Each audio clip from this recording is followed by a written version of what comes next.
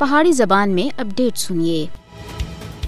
برطانوی اخبار financial Times دی report دی بعد مودی حکومت اصل چہرہ پھر ایک بار بے نقاب ہو گیا ہے، جد امریکہ سن سکھ رہنما گرو پتونت سنگھ پنن کو امریکی سرزمین دے اتے قتل کرنے دی سازش ناکام بنا دیتی ہے۔ برطانوی اخبار فائنینشل ٹائمز دے مطابق امریکی حکام سن بھارتی حکومت کو ان خدشات دے اتے باخبر کیتا ہے کہ وہ گرو پتونت سنگھ پنن کو قتل کرنے دی سازش وچ ملوث ہسے۔ یاد رکھنا چاہیے کہ اس سال جون دے شروع وچ بھارتی جاسوس سفارتکاراں دے روپ وچ کینیڈا وچ خالستان تحریک دے سکھ کارکن ہردیپ سنگھ نجر دے قتل وچ ملوث پائے گئے ہیں۔ جون وچ کینیڈا دی سالمیت اور خود مختاری دی خلاف ورزی کرنے تھی بعد بھارت سن اون سکس فار جسٹس دے general counsellor Gurpatwant Singh Pannun دے قتل دی سازش کر کے امریکہ دی خود مختاری کو براہ راست چیلنج کیتا ہے۔ امریکی سرزمین دے اتے گرو پتونت سنگھ پنن کو قتل کرنے دی نئی دہلی دی سازش سن اس گل دی تصدیق کیتی ہے کہ مودی دی قیادت وچ بھارت ایک بدماش ہندوتوا دہشت گرد ریاست بن گیا ہے۔ بدنام زمانہ بھارتی ایجنسی را